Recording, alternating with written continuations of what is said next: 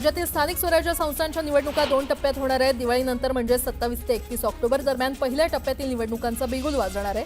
नगरपालिका, नगरपरिषद आणि जिल्हा परिषद आणि पंचायत समित्यांचे सभापती, गटगणांचे आरक्षणाची प्रक्रिया अंतिम टप्प्यात आहे। या पार्श्वभूमीवर पहिल्यांदा मिनी मंत्रालयाची निवडणूक होईल असं विश्वसनीय सूत्रांनी सांगितलं। पुणे महापालिकेची प्रभाग रचना अंतिम झाल्यानंतर आता आरक्षित प्रभाग कोणते हे ठरवण्यासाठी सोडत काढली जाणार आहे। यासाठी 10 ऑक्टोबर ही संभाव्य तारीख सांगितली जात होती, पण आता याबाबत आयोगाकडून कोणतेही आदेश न आल्यानं आरक्षण सोडतीचा कार्यक्रम लांबणीवर पडलाय। दिवाळीच्या पूर्वी सोडत निघण्याची शक्यता वर्तवली जाते।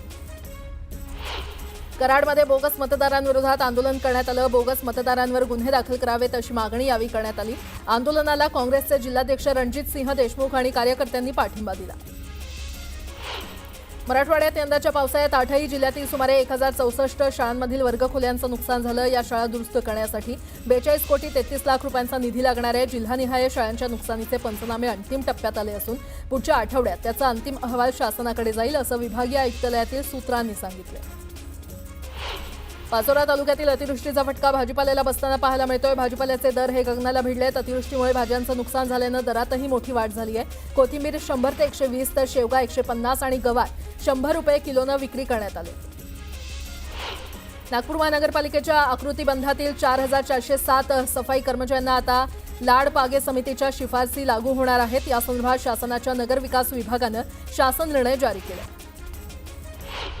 कफ सिरप उत्पादन प्रक्रियेची तपासणी करण्याची मोहीम राज्याच्या अन्न औषध प्रशासन विभागानं उघडलेली आहे। मात्र यासाठी खात्याकडे पुरेसा अधिकारी वर्ग नसल्याचं समोर आलंय। राज्यात 200 औषध निरीक्षकांची पदं मंजूर असताना सध्या केवळ 45 अधिकारी कार्यरत आहेत आणि त्यामुळे विभागाच्या कामकाजावर परिणाम होतोय। राज्य परिवहन विभागात कार्यरत कर्मचाऱ्यांच्या प्रलंबित मागण्या पूर्ण झाल्या नाहीत तर 14 ऑक्टोबरपासून विदर्भातील एसटीचे कर्मचारी जागोजागी बेमुदत धरणे आंदोलन करतील असा इशारा महाराष्ट्र एसटी कामगार संयुक्त कृती समितीनं दिलाय। ऐन दिवाळीच्या कालावधीमध्ये एसटी कर्मचाऱ्यांनी आंदोलन केल्यास प्रवाशांची गैरसोय होऊ शकते। राज्यातील 11वी ऑनलाईन प्रवेश प्रक्रियेच्या 10 फेऱ्यानंतरही प्रवेश न घेणाऱ्या विद्यार्थ्यांसाठी आणखी एक फेरी जाहीर करण्यात आली आहे। या फेरीमध्ये एकूण 6265 विद्यार्थ्यांनी अर्ज केला आहे। हे विद्यार्थी इतके दिवस होते तरी कुठे असा प्रश्न शिक्षण खात्याला पडलाय।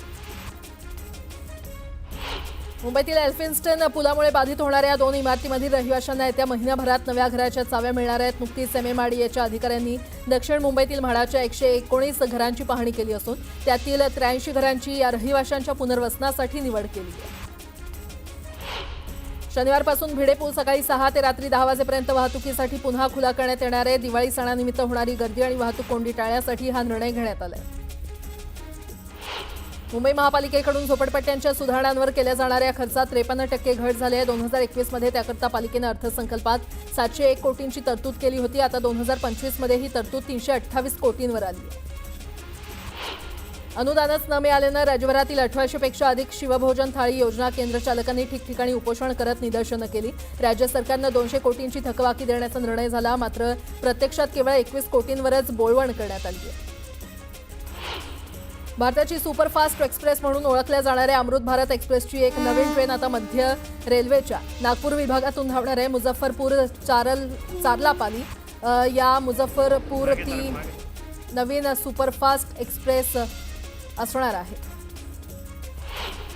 पुण्यावरून मुंबईला प्रवास करणाऱ्यांसाठी महत्त्वाची बातमी आहे। उद्या दुपारी 12:20 ते 12 ऑक्टोबर संध्याकाळी 6:20 30 तासांचा मेगा ब्लॉक घेण्यात येणार आहे। त्यामुळे अनेक लांब पल्ल्याच्या गाड्या रद्द करण्यात आल्या। आता एक मोठी बातमी, स्थानिक स्वराज्य संस्थांची निवडणूक कधीही जाहीर होऊ शकते। अशातच निवडणुकीची घोषणा होण्यापूर्वी छत्रपती संभाजीनगरमध्ये नेत्यांची भाऊ गर्दी झाली आहे। आज आणि उद्या नेत्यांच्या सभा आणि मेळाव्यांचा धडाका उडणार आहे। मुख्यमंत्री देवेंद्र फडणवीस आणि पंकजा मुंडे यांच्या उपस्थितीमध्ये भाजपचा विभागीय मेळावा पार पडणार आहे, तर उपमुख्यमंत्री एकनाथ शिंदे देखील कार्यकर्त्यांच्या मेळाव्याला संबोधित करणार आहेत। दरम्यान वंचितच्या प्रकाश आंबेडकरांचाही मेळावा होणार आहे आणि ते स्वतः मेळाव्याला संबोधित करणार आहेत। तर शिवसेना उबाठा पक्षाचा उद्या हंबरडा मोर्चा निघणार आहे। उद्धव ठाकरेंच्या उपस्थितीमध्ये निघणाऱ्या या मोर्चात मोठ्या प्रमाणात जोरदार शक्ती प्रदर्शन सुरू होणार आहे।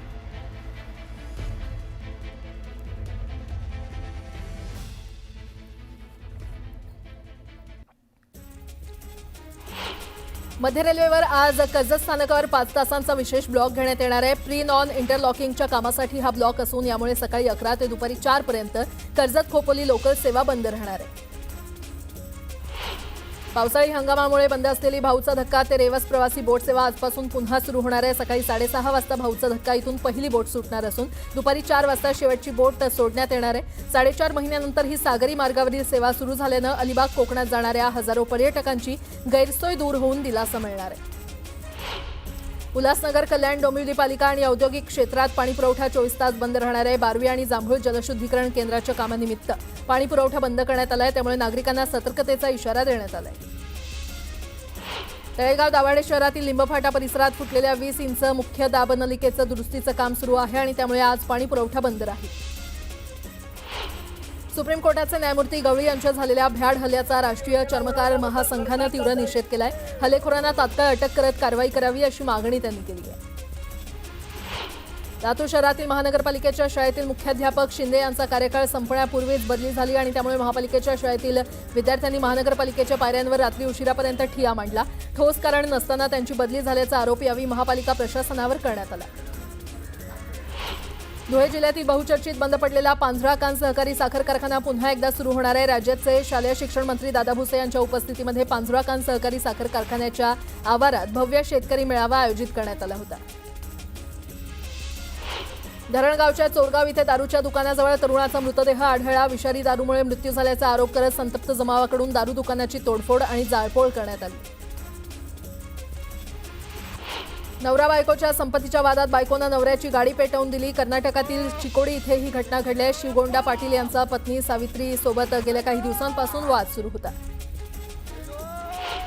भारतीय क्रिकेटमधील सर्वात प्रतिष्ठित मानल्या जाणाऱ्या मुंबई क्रिकेट संघटनेची निवडणूक 12 नोव्हेंबरला रंगणार असल्याची माहिती एमसीएनं दिलेली आहे। यावेळी कार्यकारिणी मंडळासह T20 मुंबई लीग संचालन परिषदेसाठी देखील निवडणूक होईल।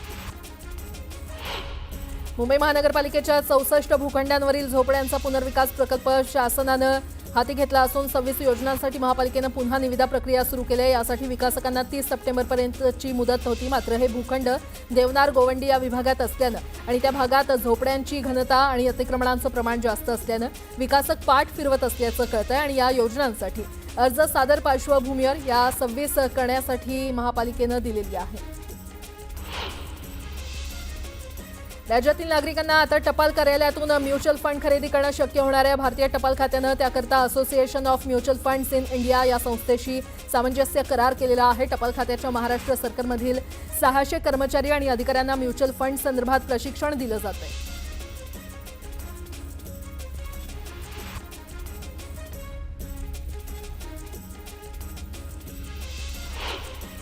सुप्रीम कोर्टानं माथेरानमधील हात रिक्षा ओढण्याची अमानवीय प्रथा 6 महिन्यात पूर्णपणे बंद करण्याचे स्पष्ट निर्देश राज्य सरकारला दिले होते, मात्र 2 महिने उलटले तरी नियंत्रण समितीची साधी बैठक देखील झाली नसल्याचं समोर आलंय।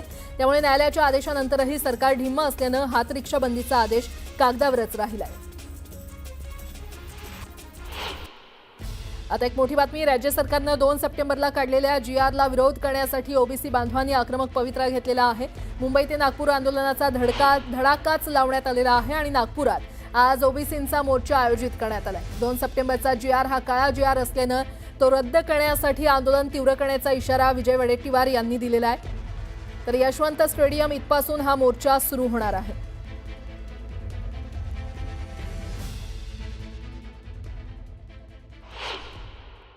जो काळा GR आहे तो GR रद्द झाला पाहिजे, ही सर्व समाजाची एकमुखी मागणी आहे। ज्या प्रमाणामध्ये घुसखोरी करण्यासाठी सरकारने, महायुतीच्या सरकारनं जो GR काढला आणि ओबीसीच्या मानेवर सुरी चालवण्याचं पाप करत आहे, त्यामुळे जनतेमध्ये प्रचंड आक्रोश आहे। शिंदेंच्या शिवसेनेचे नेते रामदास कदम यांनी आपल्या वक्तव्यावरून यू-टर्न घेतलाय।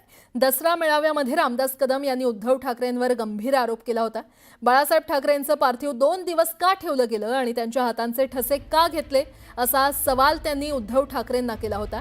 यावरून राजकारण तापलं होतं आणि यावरून अनिल परब यांनी कदमांना सवाल केलाय। आता कदमांनी आपल्या या वक्तव्यावर सारवासारव केली आहे। बाळासाहेबांची बदनामी करायची नाही, मी फक्त संशय व्यक्त केला असं कदम म्हटले।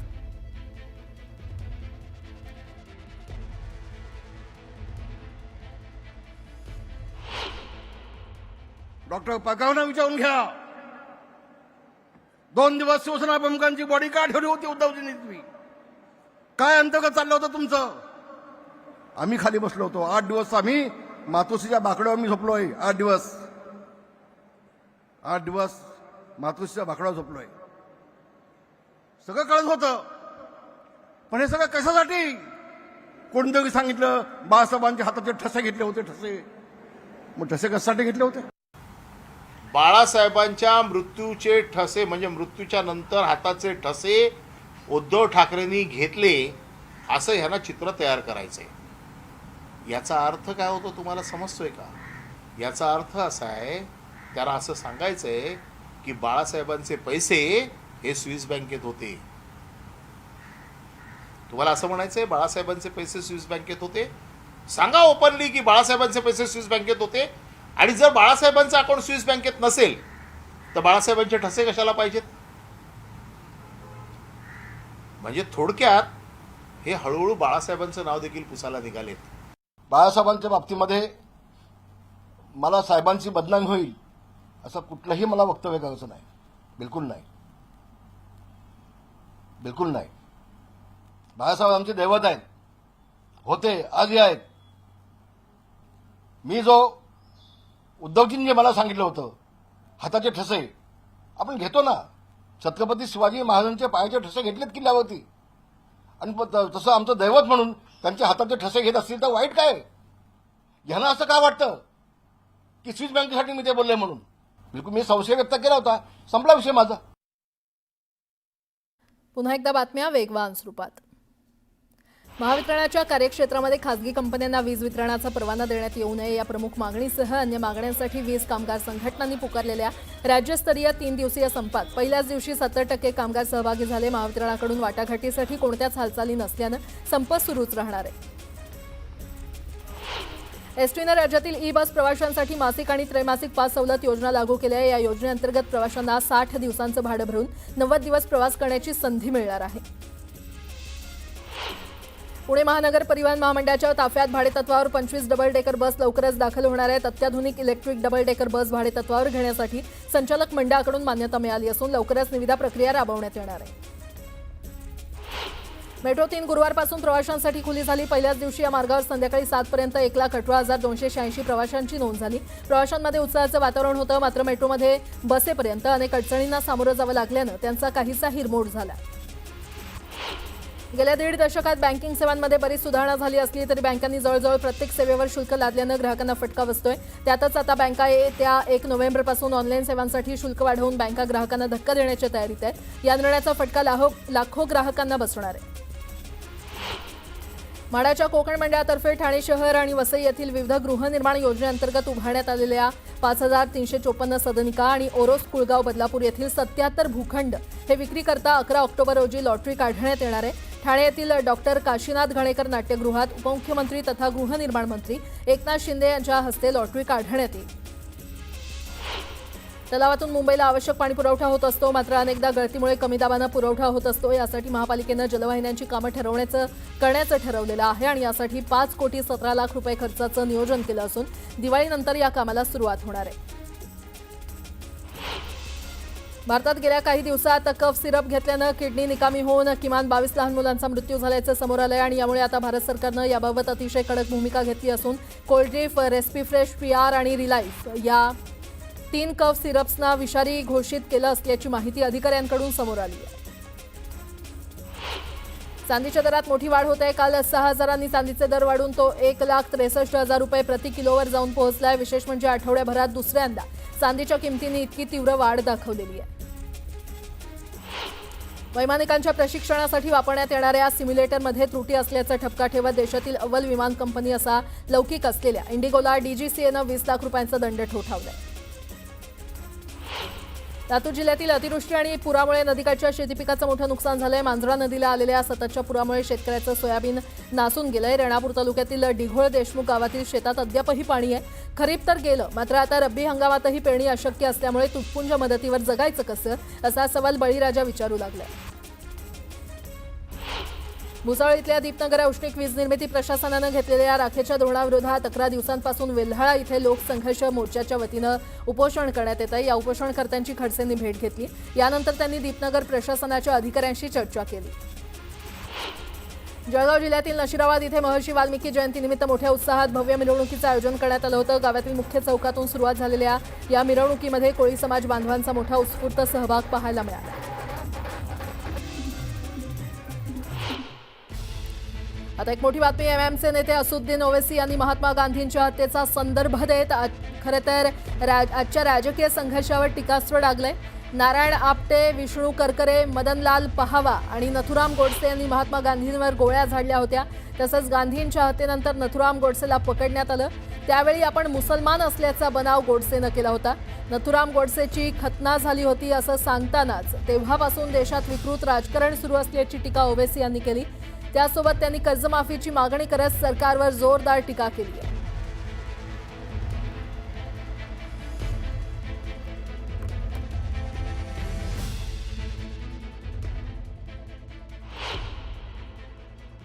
गोडसे, नारायण आपटे, विष्णु करकरे मिलकर बापू को गोलियां मारे।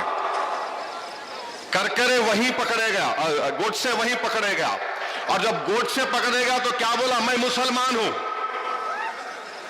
गोडसे जब पकड़ा गया, बाद में देखे तो मालूम हुआ कि वाकई में जो हमारे पास बच्चों की खतना कराते, खतना करा हुआ था।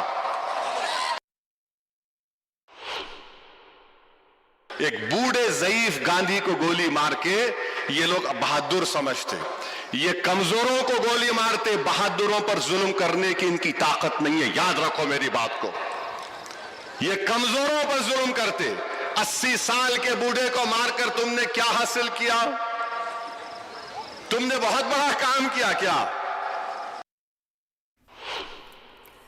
आता आणखीन एक मोठी बातमी, अहिल्यानगरमधील सभेतून इम्तियाज जलील यांनी तुफान फटकेबाजी केली। चिकनी चमेली असं म्हणत त्यांनी नाव न घेता मंत्री नितेश राणेंना टोला लगावलाय। तर आय लव्ह मोहम्मद पोस्टरवरून त्यांनी कार्यकर्त्यांना सुनावलं, शहरात कुठेही पोस्टर लावू नका, देशातील वातावरण खराब करू नका, शांतता राखा, असं आवाहन इम्तियाज जलील यांनी केलंय। आपको बताया है कि राज्य के अंदर कैसे कैसे लोग खड़े हो गए हैं अपनी एक नई इमेज तैयार करने के लिए। पहले हर रोज एक छोटा सा चिंटू, छोटा सा, वो बोलता था। अब आपके शहर में एक चिकनी चमेली आई हुई है।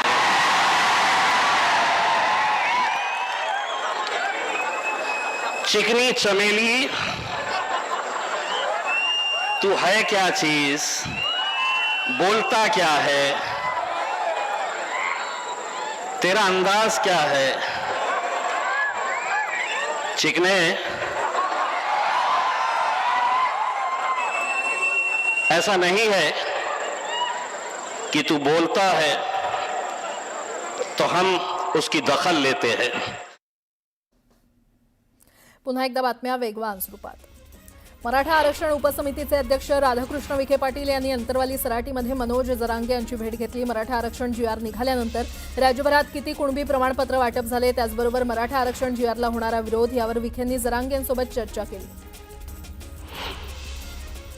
मनोज जरांगे यांची भेट घेऊन तब्येतीची विचारपूस केली। मराठा आरक्षणाविषयी झालेल्या निर्णयाची अंमलबजावणी कुठपर्यंत आली यावर जरांगे यांची चर्चा केली, अशी माहिती राधाकृष्ण विखे पाटील यांनी दिली आहे। ओबीसींना आरक्षण दिलं तेव्हा मराठा समाजानं विरोध केला नाही, मग आता मराठा आरक्षणाला विरोध का करता हेच कळत नाही, अशी प्रतिक्रिया देखील विखेंनी दिली।